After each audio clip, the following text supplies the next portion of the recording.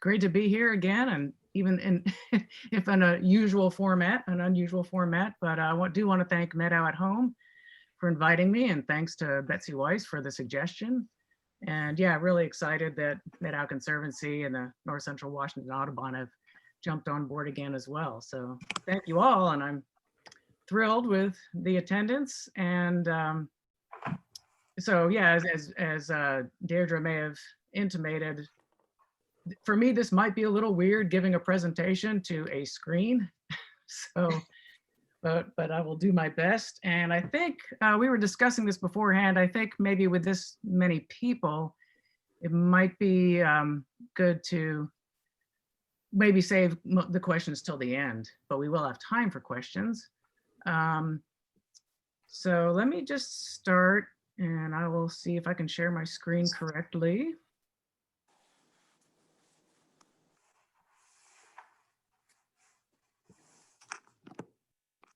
Okay, so if I did this correctly, you're seeing a picture of some penguins and you're not seeing the next slide with all my silly little notes on it. Correct. Okay. You did a great job. Thank you. So, yeah, for those of you who don't know me, my name is Torre Stockard, and I got my degree, my PhD in marine biology from the Scripps Institution of Oceanography. And I did my postdoctoral research there studying diving physiology in marine mammals and birds, primarily elephant seals, some whales, and then the emperor penguin. So I was thinking for tonight's talk, what might be fun would be I'd like to give you kind of an overview of what it's like to live and work in Antarctica, and then also sort of touch on some of the studies we did on these remarkable birds. So have to make sure my screen will advance here.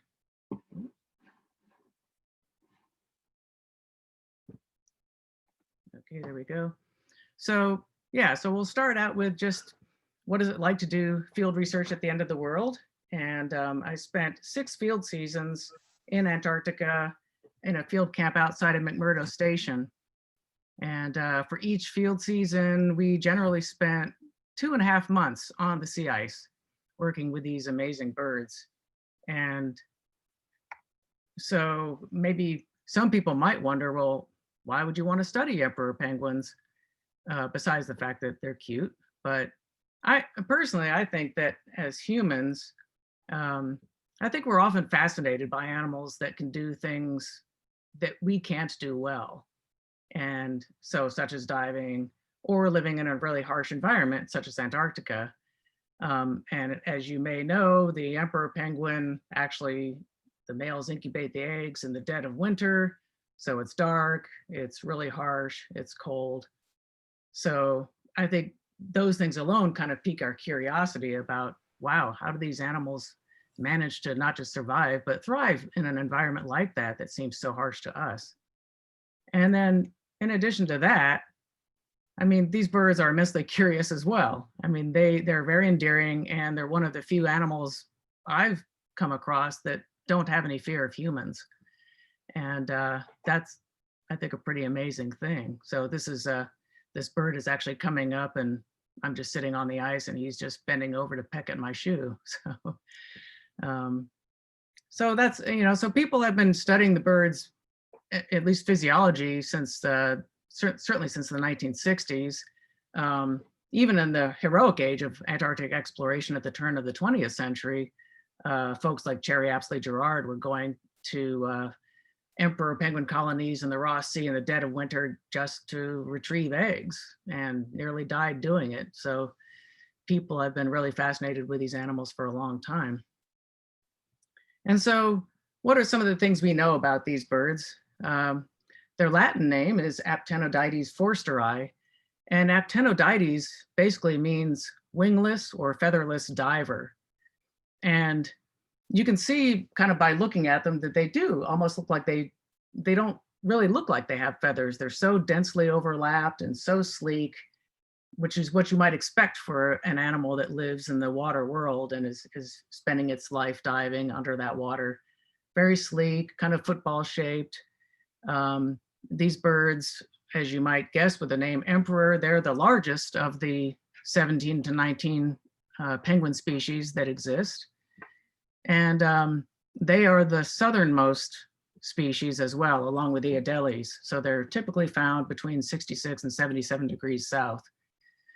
And so, as I say, they stand about 3.5 feet tall. They range between 55 to 90 pounds.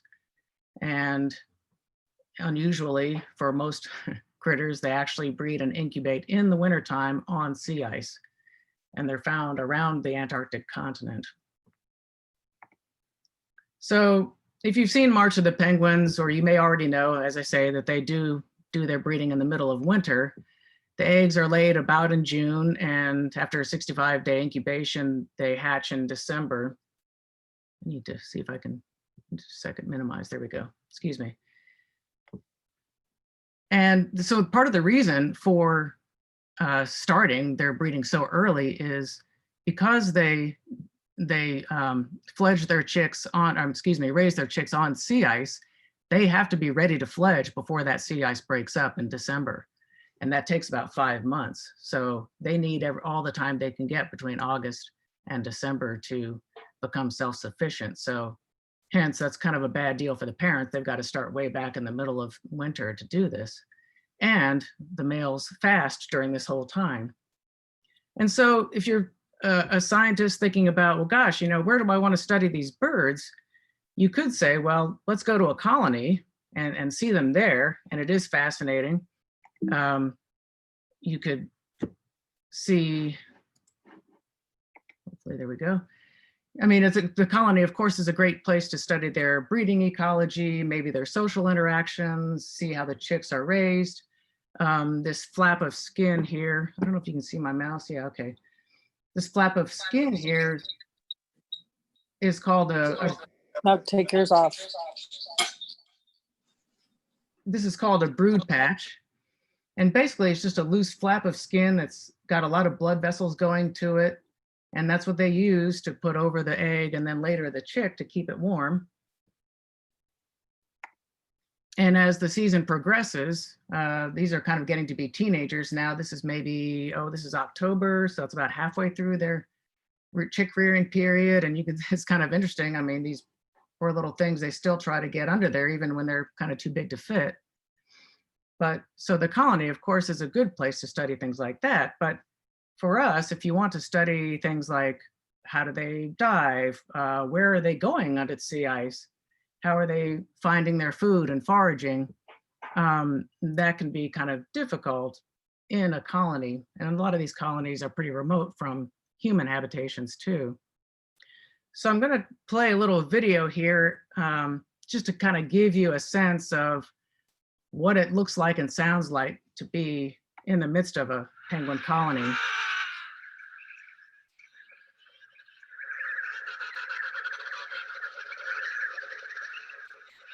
So this is Cape Washington, which is the largest penguin colony, largest emperor colony in the Ross Sea. And Cape Washington typically has 20,000 chicks and twice as many adults. And being mid-season, the birds are pretty well along in their rearing, and there's a lot of guano around. Their wings are really floppy at this stage. They still haven't really set up their bones.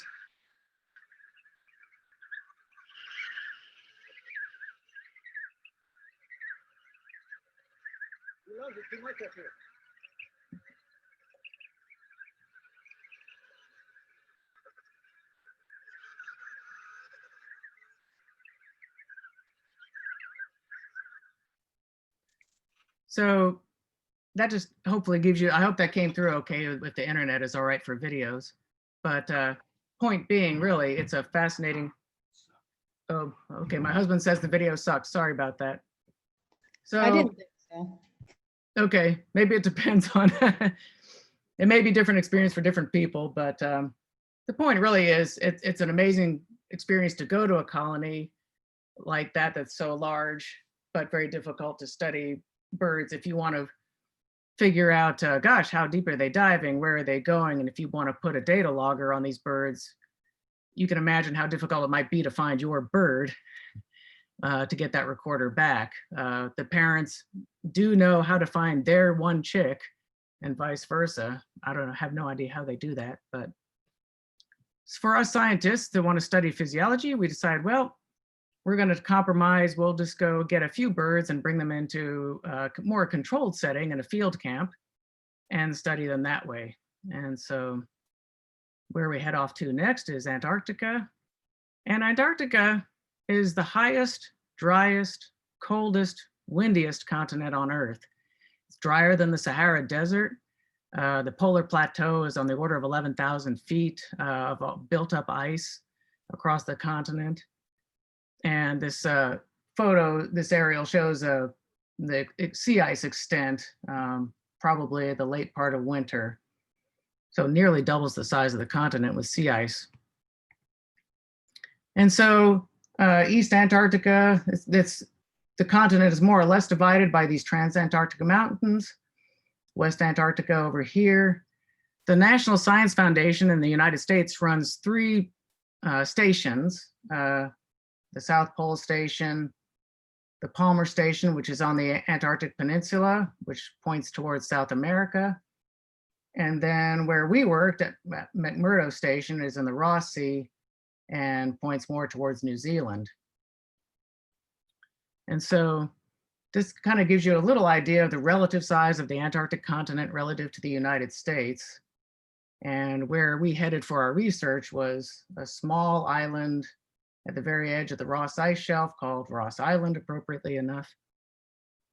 And McMurdo Station for the US and Scott Base for New Zealand is down here at the tip of this peninsula. And then where we typically set up our field camp was out here, about 15 to 20 miles outside of what we call town. We try to set up at the edge of the ice edge every year. But some years we had issues with remnants of big icebergs, but this is McMurdo Sound here, the Transantarctics along the left side of your screen. This is Cape Washington, where we were just at that penguin colony. And so our field camp is way down here, fairly close to the edge of the annual ice. So to go to Antarctica, we go in the austral spring, which is October, the very beginning of October.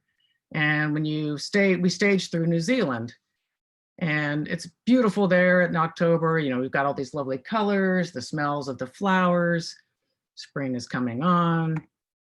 And then you go to the clothing distribution center, and here the NSF, the National Science Foundation, distributes pretty much every single piece of clothing you might need to survive in Antarctica. I mean, it's literally everything from socks and boots to gloves, balaclavas, base layers, mid layers, parkas, you name it. You could literally probably show up in your underwear and you would have enough clothes to do okay. And that way, the National Science Foundation knows that everybody will have at least adequate clothing to be able to perform their work down at McMurdo Station, which is at 77 degrees south latitude. So once you get all kitted up in your quintessential orange bags with all your ECW gear, which is extreme cold weather clothing, you load up onto a military aircraft. And back when I was going there, and well, this was in 1999 that I started, it was a C-141 Starlifter. And to travel the roughly 2,400 miles from New Zealand to McMurdo was like this. And you were lucky if it only took 5 or 6 hours. If you were in a C-130, it would take 8 hours. But that's if you didn't boomerang due to weather and have to go all the way back. But they just had these planes had these 2 rows here, and then there's another 2 rows on this side of people just jammed knee to knee for the entire time with brown bag lunches. And if you need to use the facilities, there is a Santa can at one end of the plane behind a curtain, and you just got to climb over everybody. But then when you arrive and land on the sea ice, and yes, they do have a sea ice runway. This is a groomed sea ice runway, and it's a little surprising how little ice you can land a big plane on. This is actually a C-17. I think it only takes about 6 feet of ice. But you step out of that plane and all of a sudden, you know, you've left New Zealand. It was maybe 70 degrees, 60 degrees, and you step out of this plane and it's just stark white. It's probably about minus 13 degrees Fahrenheit, windy. Your eyelids are freezing to themselves when you blink. And yet it is just utterly gorgeous. I mean, first time I stepped off, I could not believe it. No National Geographic program could prepare me for how stunning Antarctica was. And then you're greeted by Ivan the Terra bus, which is actually a tundra buggy used more in the Arctic, but they decided to repurpose it to use it on the sea ice. And this is an overview of beautiful downtown McMurdo Station. In the height of the summer season in December and January, they can house 1,000 people here. And we've got everything from, of course, dormitories. There are some really sophisticated research labs. There's a diving facility, scuba diving, lots of fuel, of course, to keep everybody warm and powered, and just the immense amount of support infrastructure that goes into the research on the Antarctic bases is incredible. You know, literally everything from food, clothing, housing, carpentry, electricians, plumbing, you name it, dentists and doctors, all of that's down there. What I'm standing on here actually is called Observation Hill, or Ob Hill. And this is where the earlier explorers would stand when they were looking out for Scott or Shackleton to see if they were coming back from their treks towards the South Pole. I'm actually facing the other way on this to look down on the station. But over here, this is called Winter Quarters Bay, and this is where Scott set up his first discovery hut. So once we get there, we go through a ton of training classes, everything from how to recycle, and down there, they recycle about 80% of everything: clothing, batteries, food, paper, plastics, and it all gets shipped back. Used to be to Washington State. I don't know if that's still the case.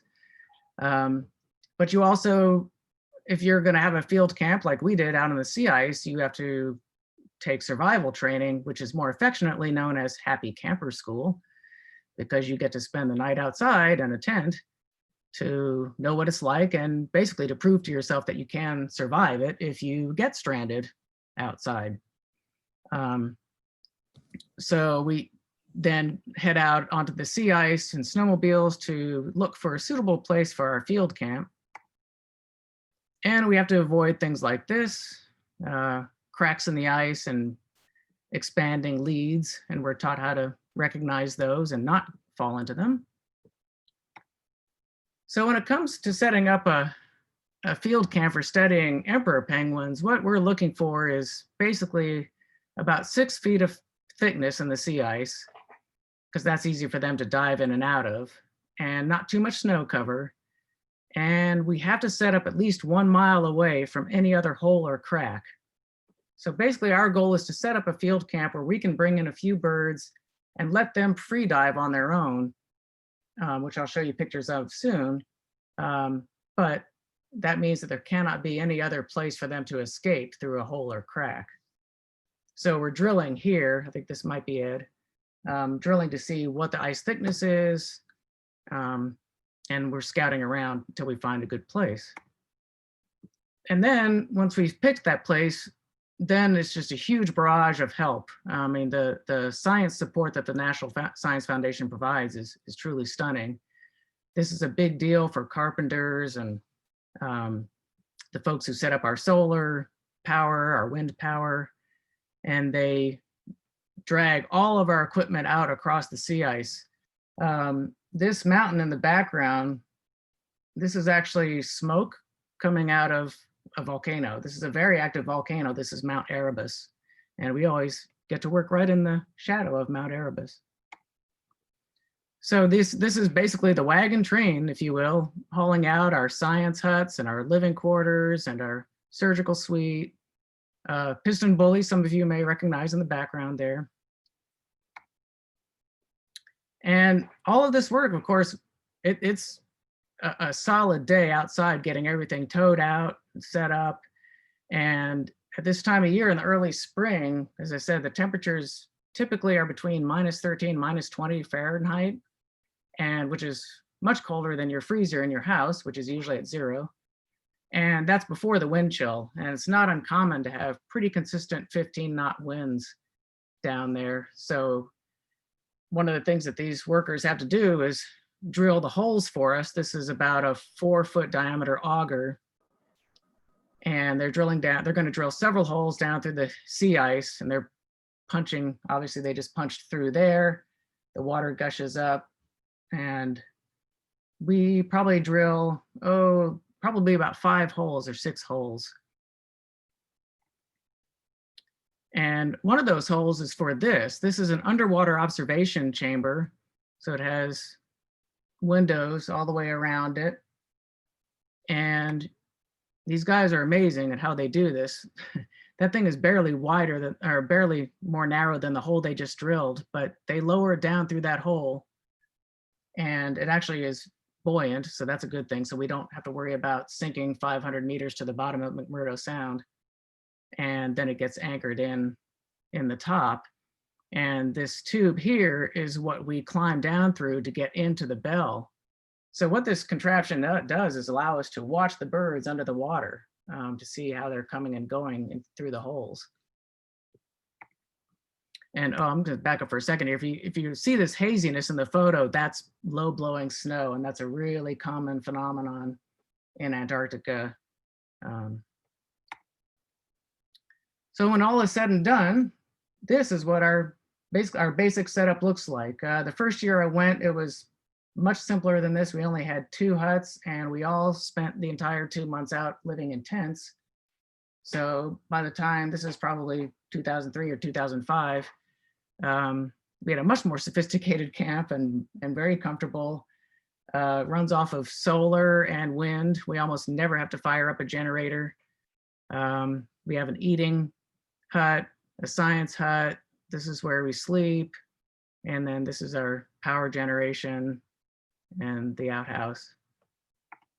And then this is the corral, and hence the name Penguin Ranch. And I don't know who came up with that. I think it was a carpenter maybe who came up with it years ago. But this is the crux of our being able to do our experiments on these birds. It's called the isolated dive hole method. And it was, I think, one of the principal investigators I worked with, Jerry Koyman, came up with this idea back in the 60s for Weddell seals and for penguins to study how they dive. And basically you can see the 2 holes that we've drilled in the middle of this fencing. And the key is it allows us to put recorders on these birds, data loggers, depth recorders, you name it, cameras. But we can let the birds free dive, so they can feed themselves, come and go as they please, and they have to come back to those holes to breathe. And that allows us to get the recorders back. So it's a fairly simple but elegant way of learning it as natural a way as we can what these birds are doing while they're underwater.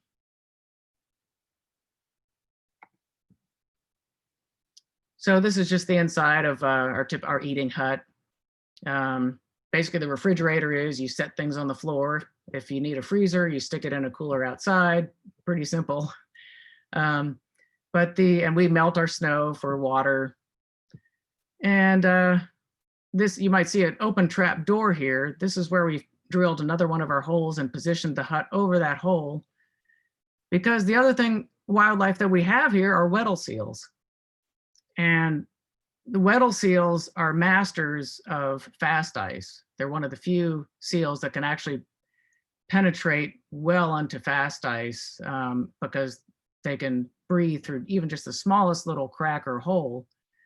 Consequently, when they see a 4-foot diameter hole, brand new, drilled into the ice, it's like a beacon from under the water, and they can just see that light and they go, wow, not only can I breathe through that hole, but I can probably haul out and sunbathe if I want to. And the last thing we really want is to have a several 100-pound seal coming out in the middle of the corral with the penguins. So they won't eat them, but they could create some damage. So we drill, in essence, sacrificial holes, and the seals use the holes under the huts, and the birds get the holes in the corral. And these seals will bring up fish. they come up and breathe, but they go hunting and they actually bring their fish up into these holes. And these are Antarctic toothfish, which, as some of you may know, are quite a delicacy, and unfortunately poaching has become pretty rampant on down into the Antarctic realm now. But it is kind of trippy to be able to sit in a hut drinking your coffee with a trap door cracked open, and this seal comes up and just starts breathing. And well, you have to be careful, they'll blow snot all over you too when they come up from a dive. But they're very docile. They won't hurt the penguins, except the fact that they're large, and if they're in a hole, then a penguin can't come up and breathe with a big seal in the hole. So this works pretty well. And then this is our surgical suite, because most of our instruments are easier to put on if the birds are under anesthesia.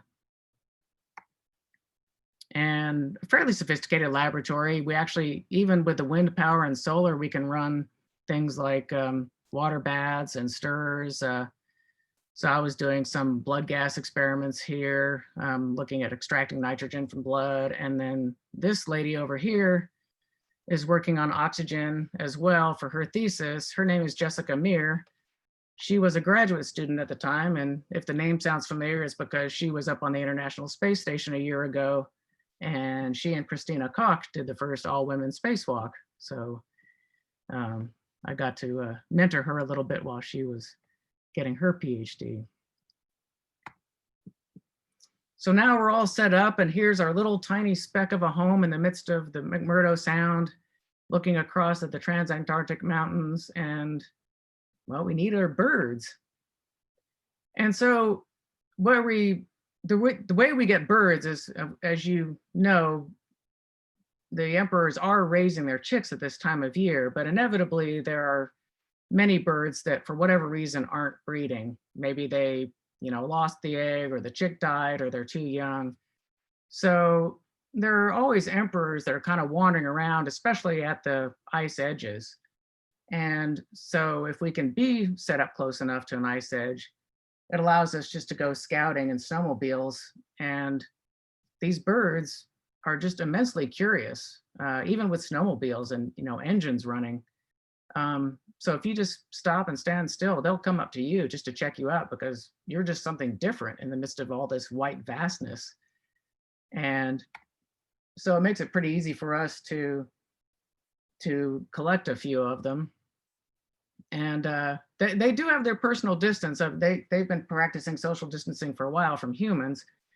If you get within about 5 or 6 feet, they will start to back away.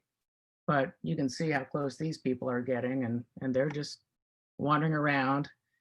This is my boss, Paul Ponganis, and he's waiting with this shepherd's crook. So that's how we make up the difference with that extra 5 or 6 feet of distance. If you can hook the crook around the chest of the penguin, then you can bring him close enough to you that then you can kind of cross your arms over it to capture him. But sometimes the ice edge is too far away for snowmobiles, and so we have to use helicopters. Same thing, here's this big red bird that comes out of the sky. We're up there, we see a group of penguins down below. We land at the chopper a respectable distance so as not to scare them. And then we just wait. And the birds come over to you just to check you out. And this here is exactly what it looks like. It's a Rubbermaid trash can. And it just so happens that that's a perfect size to carry an emperor penguin, because he can't fall over, he can't hurt himself.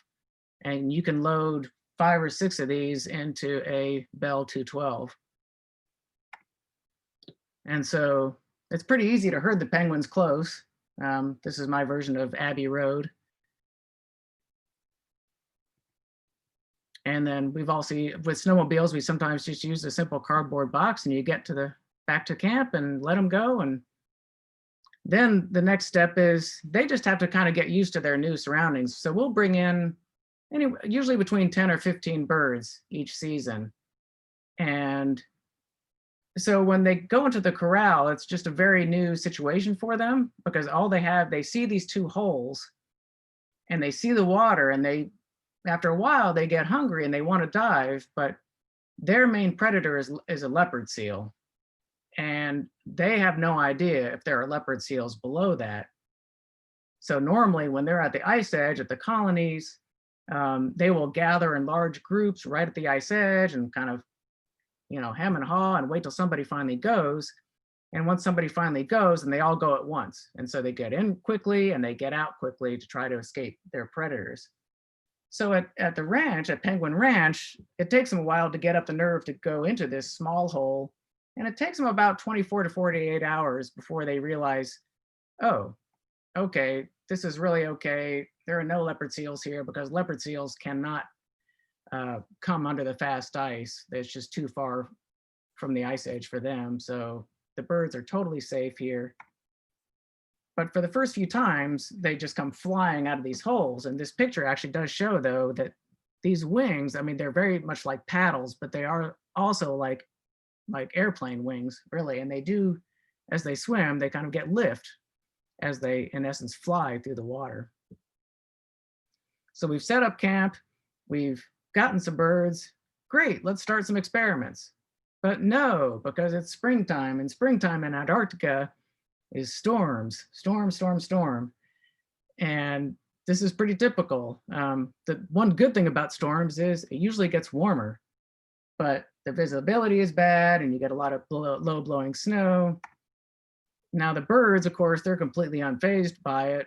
They're standing around. Some of these birds have recorders on them. But this is we've got a cookie in the dive hole right now. We don't dive the birds when we're sleeping, and we don't dive them when it's stormy because we want to be able to always keep track of these birds. The health and safety of the birds is first and foremost with everything we do. So when there's a storm out there, we cover the holes and we all have to wait it out. And this particular storm took 3 days. We had sustained wind speeds of 65 miles an hour. And what happens, actually the reason we set up the huts in kind of a semicircle, we set it up on the windward side of the corral to help protect the corral from too much wind and too much drifting snow.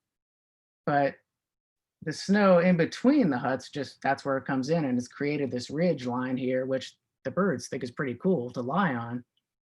But for us, it means we have to keep shoveling right around the fence so it doesn't pile up, because they could just walk right out. But after a few days, things start to break up, but penguins do what penguins do. They huddle together, and they huddle on the lee of we gave them a snow wall that we made for them. We used to call these guys like powdered sugared beignets when they were all just dusted like this. But they get up, they're ready to go, and they're like, okay, guys, let's go. We're ready to dive, we're hungry, and we've got a huge mess to clean up. Our wind, our wind generator blew off all its vanes in the storm.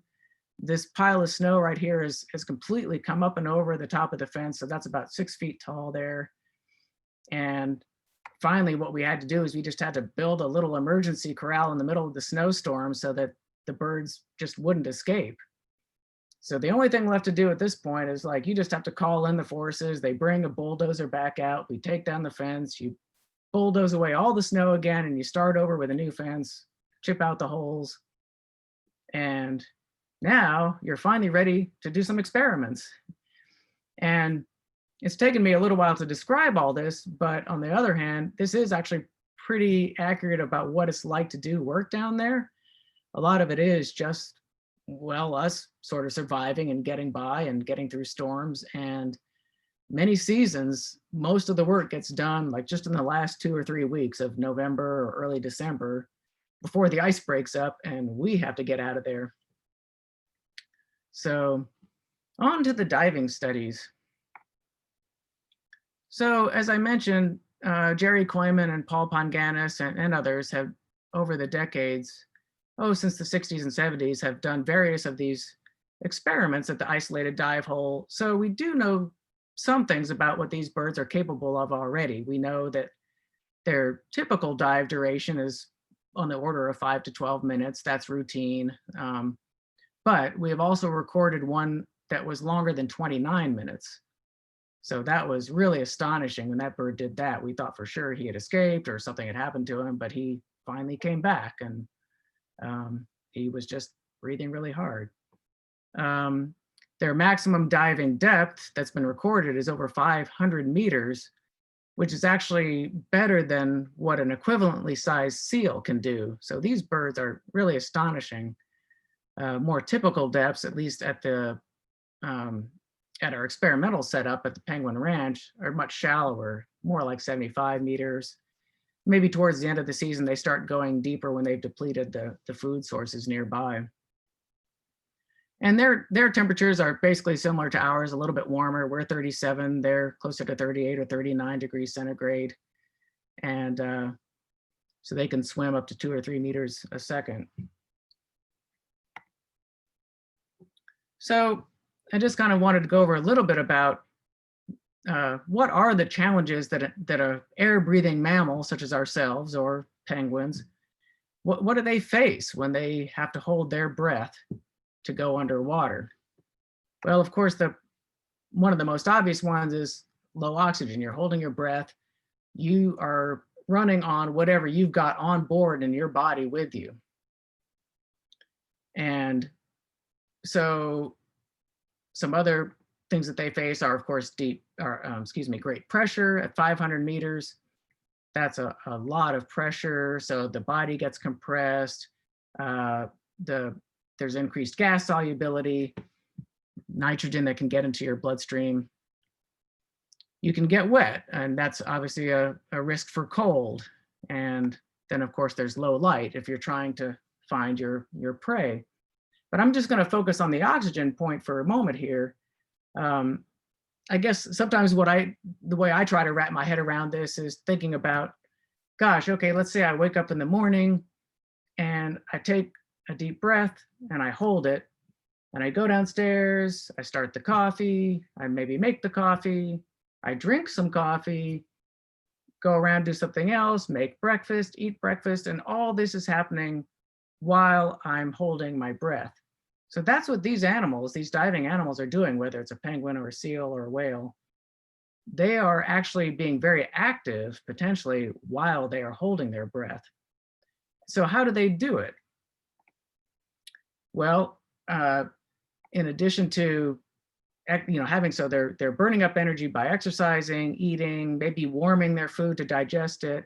Maybe they have to get away from predators. Here's how they can deal with it. They need to maximize their oxygen store that they bring with them. So basically they got to fill up that fuel tank with oxygen, and then they're going to try to mitigate how quickly they burn through that oxygen. And I've got some things listed about how they deal with pressure, like they can have reinforced tissues to prevent gas exchange. Seals will actually let their lungs collapse when they dive, and that's how they avoid getting the bends.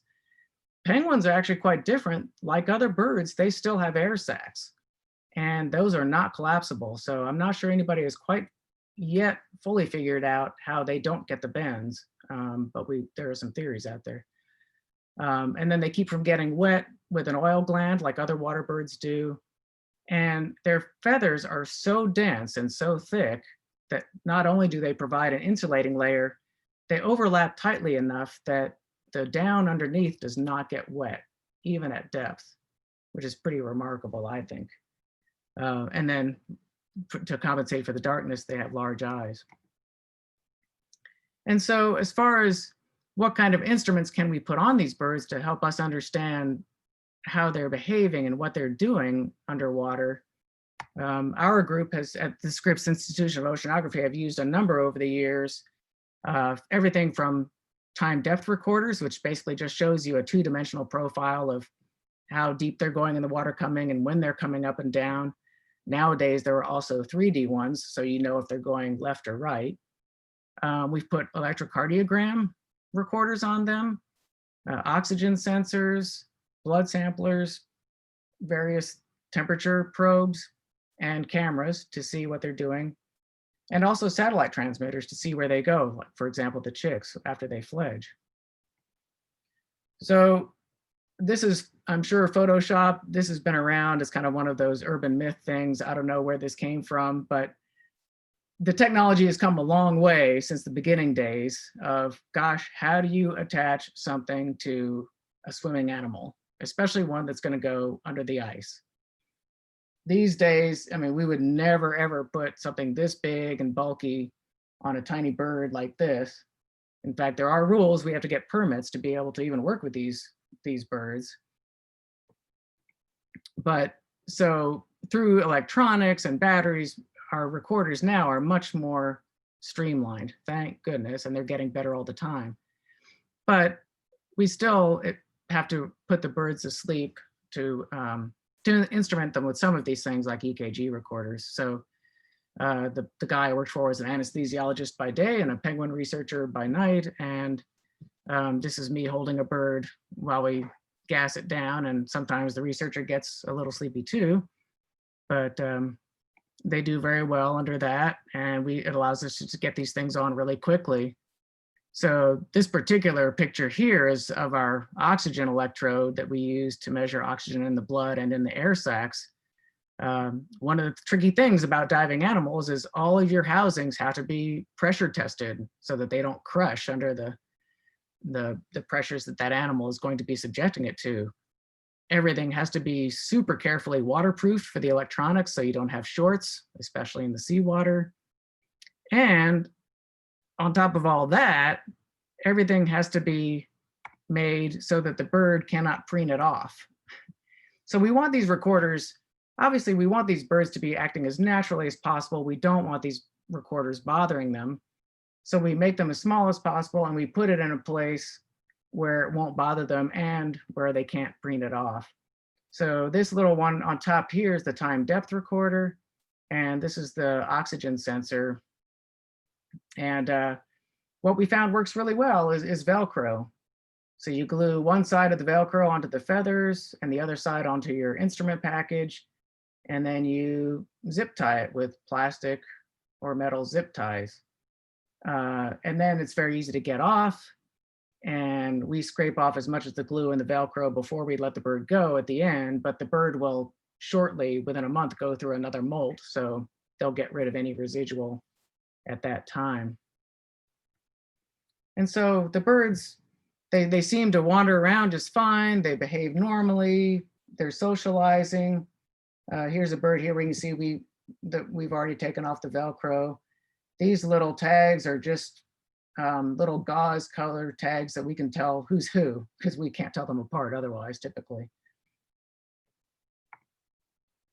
And even sleeping, these are EKG recorders that are on these two birds, as well as the time depth recorder. The EKG recorders we might leave on for 2 or 3 days. Other recorders we'll leave on just for a few hours. But it's really between the smallness of these recorders and the isolated dive hole, which you can see them, this is the view from that observation tube under the ice. It's allowed us to learn so much about these birds. So getting back to oxygen, as I intimated before, how long an animal can hold its breath is essentially based on how much fuel you take with you, how much oxygen you take with you, and how you manage the consumption of that oxygen once you're down underwater and holding your breath. And there's kind of a dilemma for divers. So, because if you think about us as air, we're all air breathers as mammals and birds. And so as terrestrial animals, as we start to exercise, let's say we start going for a run, what happens? Well, we start breathing harder, right? And we breathe faster and our heart rate goes up and our heart starts putting out more blood and we start shunting more blood to our muscles that need that oxygen. So these are all in response to this oxygen demand. Our muscles are going, hey, I'm working here, so the lungs have to ramp up and the heart has to circulate those faster to get that blood to the muscles to deliver the oxygen, remove the carbon dioxide, and that's great. But if you're a diver, what are you going to do? You're still exercising. Your muscles and body still have the demand for that oxygen, but obviously you can't breathe, you can't take another breath, so your ventilation rate is, of course, very slow. So how do you manage it? Well, your heart rate can also decrease. That helps conserve oxygen. Your cardiac output decreases and you start only using blood where you need it most, such as your organs, your brain. So many diving animals will start shunting off blood to the extremities, like the flippers and the feet, in order to conserve oxygen. And so if you look at where some of these different animals store their oxygen, this is kind of a key to how these diving animals are able to get away with this. So this is a chart just shows the percentage of where different animals have their their oxygen store. So humans, about a quarter of our oxygen store is as air, as gas in the lung, and then more than 50% is in the blood. But if you go over here to the emperor penguin, only 19% is in the lung, but and some in the blood, but much more in the muscle. So humans don't have much oxygen stored in our muscle, but penguins can store a whole lot of oxygen via myoglobin in the muscle. If you look over here at the seal, the Weddell seal, so this is what I was saying about their lungs. They really do not depend on their lung oxygen store at all, and they just let the lungs collapse. But they've got a ton in the blood and also in the muscle. So on a per weight basis, Weddell seals and emperors, and even the smaller Adelie penguin can carry much more oxygen than humans do. So that's part of how these diving animals are able to do it. They're taking way more oxygen with them, stored in a higher blood volume and muscle, and in some cases, a reduced amount in the lung. So now that we know a little bit about, like, okay, they've got increased oxygen in their fuel tank, how do they control how that gets consumed? And largely how that's controlled is via your heart rate, how much that blood gets circulated around to the organs that are using up that oxygen and giving off CO2. So, you know, the animal has to have an adaptation that somehow balances the energy demands with the fact that, you know, they also have to conserve oxygen depending on their situation. So that was why we looked at heart rate, and we developed these EKG recorders with a small company called UFI in Morro Bay, California. And it records the full EKG signal. And so when we look at the data, this is kind of what we see, and I'll just walk you through this just so you can see the trends. So what in red up here and on the side, this is the time depth recorder.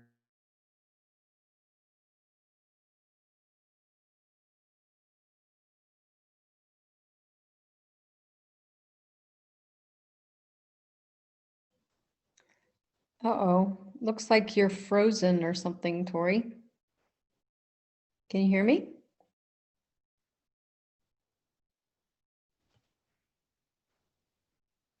Am I the only one that can't hear her? No, we're you all are the not same. The only one. Yeah. We're all. We can hear here. Oh, no. Can't hear here. She's frozen in space. Whoops. Okay, maybe she'll come back.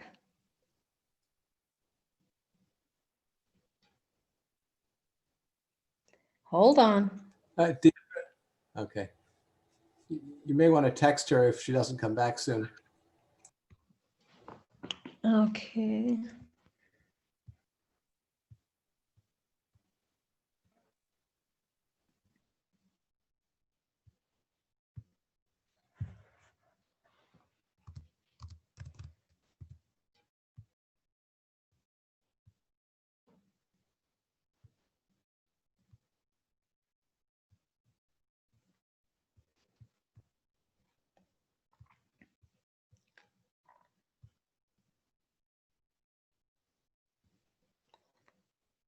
Huh.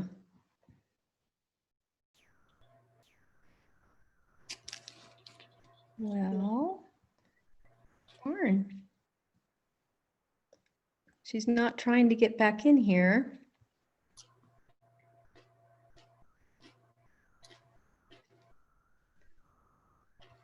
I do not, I can't find her phone number. I don't have her phone number. I should have gotten her phone number. Does anybody have her phone number? I could text her. I can email her.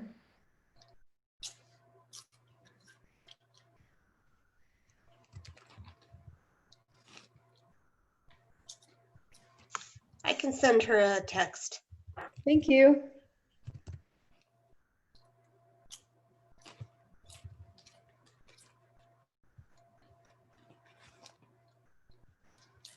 We should be prepared and have like a commercial or something.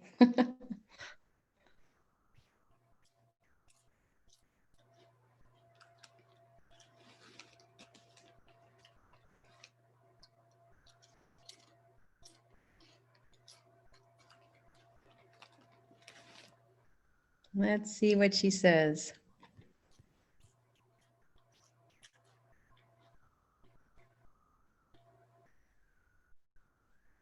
Well, everybody can take a little break, go to the bathroom, get something to drink. I could sing you a song. Darn.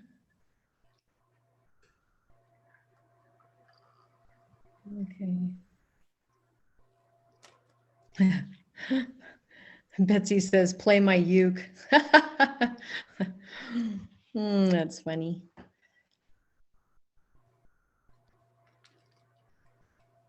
We could sing a Thanksgiving song together. Oh, shoot. I sent her a WhatsApp note. Will you know if, okay, here comes somebody, but it's not Tori. Jessica. You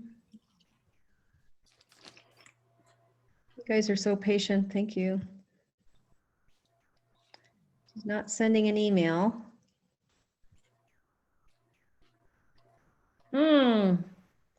Is her husband still on here?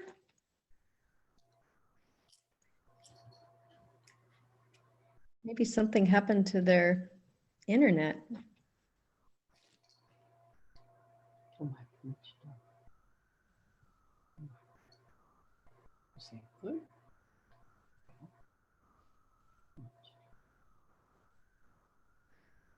Oh, shoot.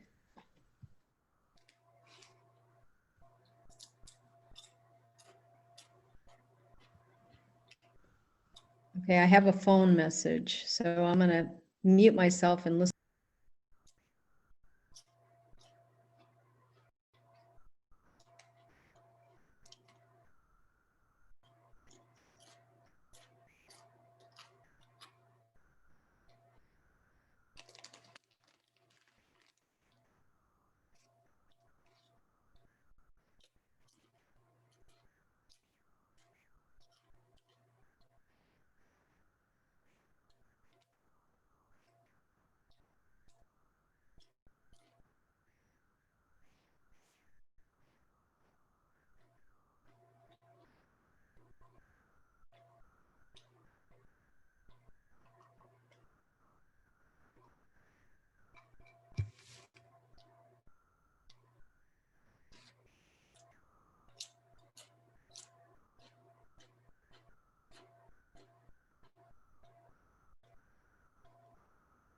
Get back Wow. on?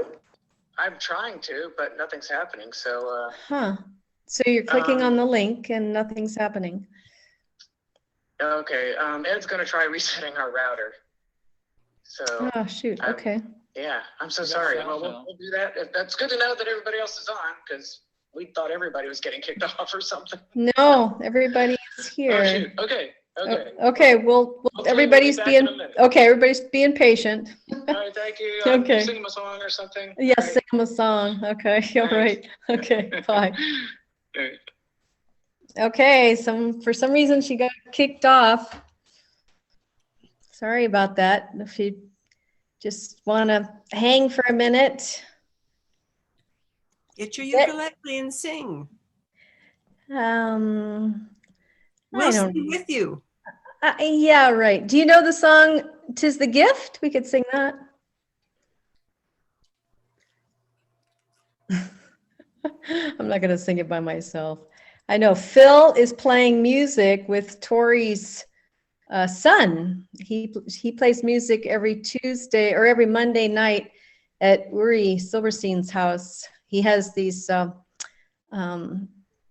booths. He has a studio and he built these booths. So there's plexiglass in between each musician and they all have their own mics and they could hear each other. They have their earphones on. It's very safe. So that's where Phil is. So he can't entertain you. Let's see. I'm just looking at some of the messages here. There's Buzzy. I don't know what that is.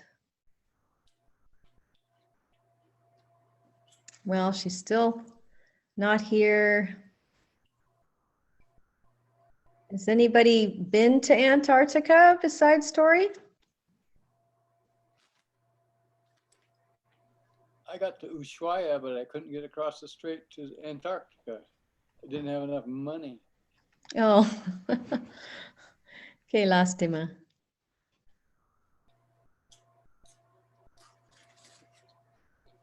I guess I should have paused. Really? I'm not seeing it here. So. I can see it. Okay, is it? It's a little bit different. It looks more like your slides are on the left-hand side. We can kind of see your computer now instead of just the slide. Right, okay, Full screen mode. right. Let me try again. You got your whole PowerPoint on. I know, Okay. yeah. It's much better. Somehow I need to get this over here. That's okay. We don't have anything else to do. Ah, geez, gosh. Okay, if I go back to presenter view. All right, There you go. okie dokie. All right, is this kind of where I left people off? Yes. Okay, sorry about that. So this bird is doing an 11-minute dive, rising up and down in the water column, but is holding his breath this whole 11 minutes. So what his heart rate is doing is when he's at the surface, he goes tachycardic. In other words, that heart is racing at 200 beats per minute. And what he's doing is he's loading oxygen. And so just getting as much oxygen loaded into that blood as he can. Then he starts to dive. And even with this little blip of a dive here, which is only 5 or 6 meters, it looks like, you can see the heart rate drops right away. But coming back over to here, this is his real, the beginning of his prolonged dive. And here you can see that the heart rate drops immediately. And this happens to diving animals. It also happens to people. If you stick your face in a bowl of water, I believe your heart rate also will go down a little bit. So within about 20 seconds, the heart rate is already down to about, down to about resting levels. Resting heart rate in penguin and emperors is about 75, so not too different from people. And then as the dive continues, the heart rate continues to drop. And so he's conserving oxygen by slowing down the heart rate. At the same time, he may start to constrict blood vessels so that blood is not going to the extremities. It bumps up a little bit when he does this small rise, but then as the dive goes on, finally, after several minutes, now he's beyond his aerobic limit, and this is only 5 beats per minute down here. And he's at 5 beats per minute for several minutes, and he's still swimming around, goodness knows doing what. And then just as he starts to rise back towards the surface, the heart rate speeds up again. He starts opening up the blood flow to the extremities, getting ready to perfuse all those organs, and boom, right here he hits the surface and he's right back up to that 200 beats per minute. So he's offloading carbon dioxide, bringing the oxygen back on. And so this is a fairly typical pattern for emperors, but also other diving animals. Heart rate decreases as you dive and breath hold, the longer you do it, the slower the heart rate gets. And what's really kind of astonishing is that these birds do this routinely, day in, day out. They vacillate between low heart rate, high heart rate, low heart rate, high heart rate, and apparently without any deleterious effects, which, you know, probably would drive us nuts. You'd think there was something wrong with us. So this was another dive. This was a longer dive that one of our birds did, 18 minutes.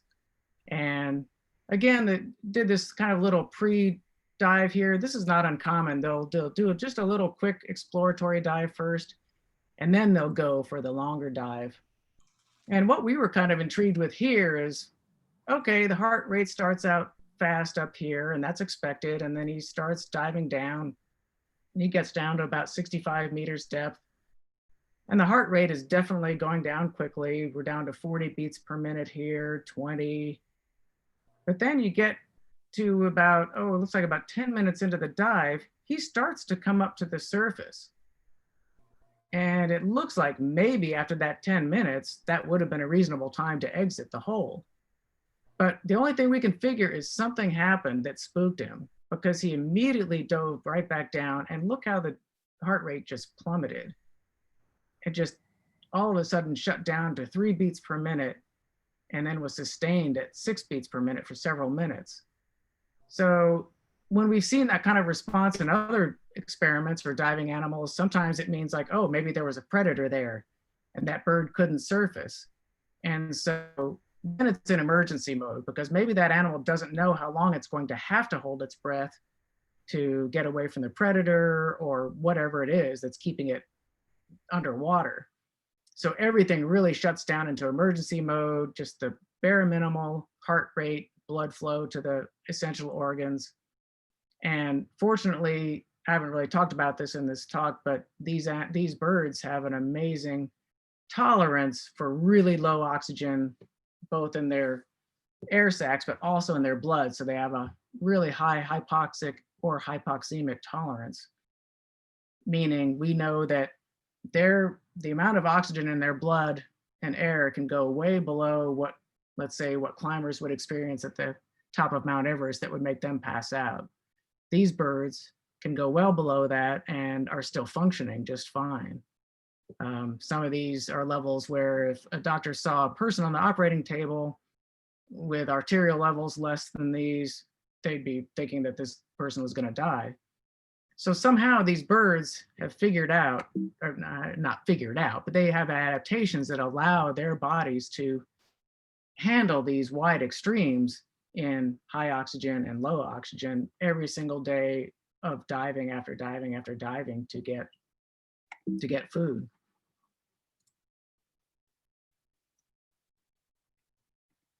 So that's what I wanted next.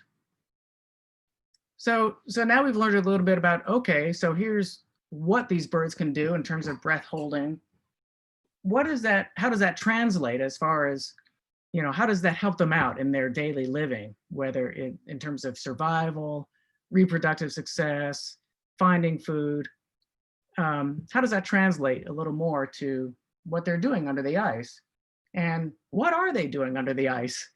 I mean, the thing is, this is really about all the view that for many years we were able to see, was just these few meters directly under the dive holes, and they're kind of swimming around, and then we see them dive down and they disappear in the darkness. Who knows? What are they eating? How are they foraging?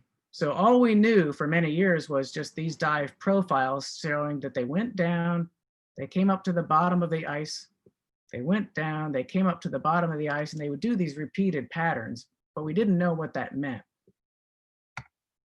So enter CritterCam. National Geographic worked with us for a couple of years.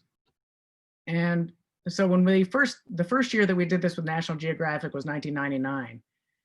And so if you see this picture, you know, by today's standards, this is a camera, but this was long before GoPros or anything like that.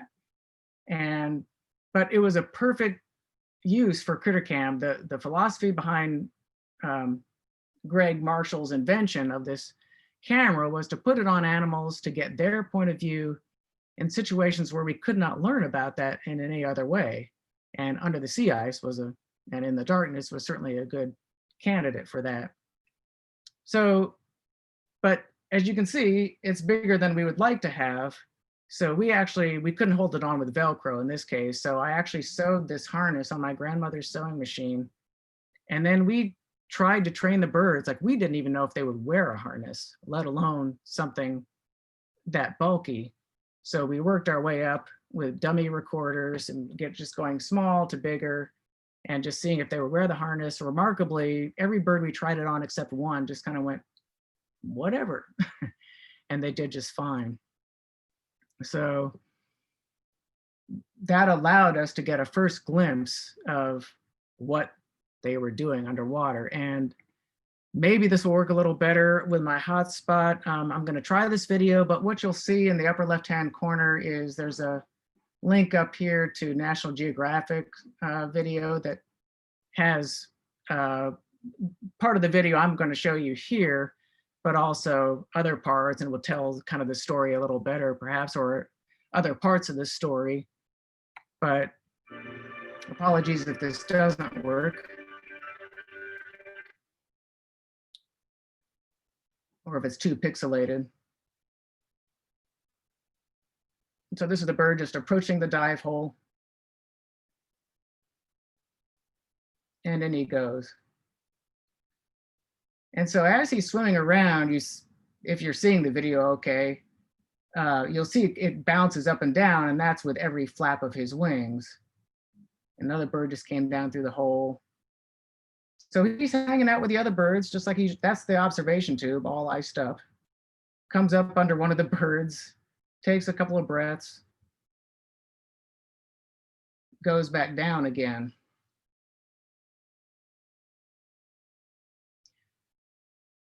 So behaviorally, from what we could tell, at least from the observation tube, is that they behave fine. And this is what he's doing. They go down deep, but they turn around and they see these spots get backlit against the ice, and it's ice fish. And they're able to nab them. And then they turn around, they dive down deep, they look up towards the surface, and then they can see these silhouettes of the ice fish up against the platelet ice at the bottom of the ice.